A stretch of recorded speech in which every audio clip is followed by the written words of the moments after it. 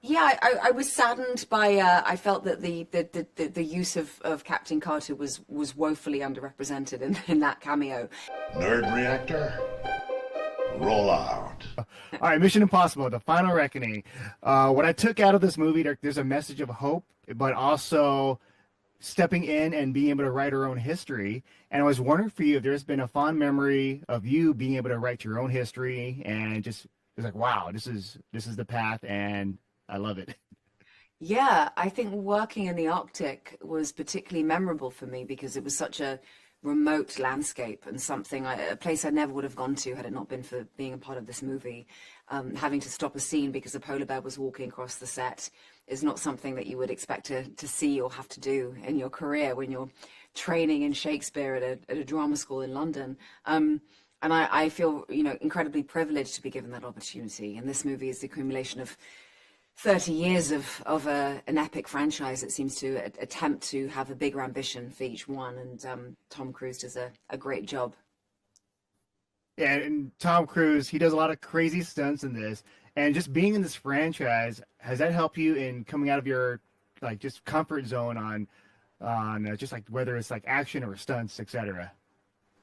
I think I'm always interested in developing and honing skills as an actor, as a storyteller, as part of a group, an ensemble of other filmmakers and creatives. That's always been something that's stimulating to me, both emotionally, intellectually, psychologically, physically.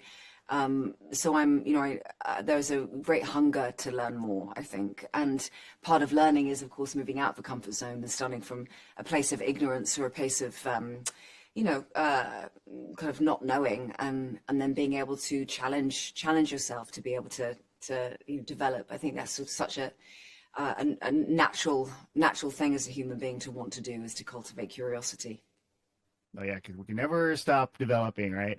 Mm-hmm. And with this movie, the teamwork aspect, like the Mission Impossible films, teamwork, but then also trying to save the world in a nick of time. I was wondering if there's ever been a moment for you working with your fellow actors in in a nick of time and pressure, but you like came out of it, it's like, wow, we did it, guys. I think every day of working on set, you're working in with a very limited amount of time to get everything that you need to get to by the end of a working day. And it's not like you're working on a studio lot the whole time. You're working in the elements. So nature plays a big part of this movie, and you have to kind of surrender to it as a force bigger than you. And just because you want to film something doesn't mean that the polar bear is going to let you.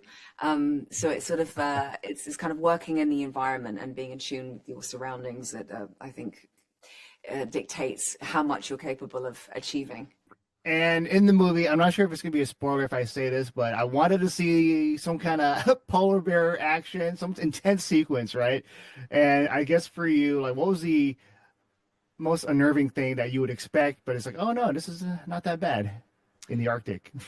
In the Arctic, I think when I watched the film with an audience for the first time, that was the first time I'd seen the movie, is in Japan with Japanese audiences, and it was wonderful to be able to see it through, an audience's perspective.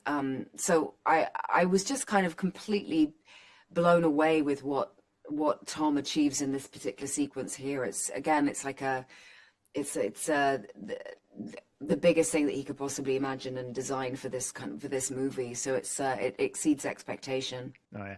I guess my last question I want to ask you is that in terms of Doctor Strange, Multiverse of Madness, I was like sad about your character, and so I was wondering if you ever want to have like a comeback with Agent Carter, Captain Carter coming back, like let's say Avengers Doomsday. Yeah, I was saddened by. I felt that the use of Captain Carter was woefully underrepresented in that cameo. But so I think it really depends upon what the fans want, and I would be delighted to develop her in some way from something that we haven't seen her do before. But that's I'm not the head of Marvel. Speak to Feige. Okay. Well, that's it. But Hayley, it's been a pleasure chatting with you, and I can't wait for everyone else to watch you in action again in Mission Impossible: The Final Reckoning. Thank you so much.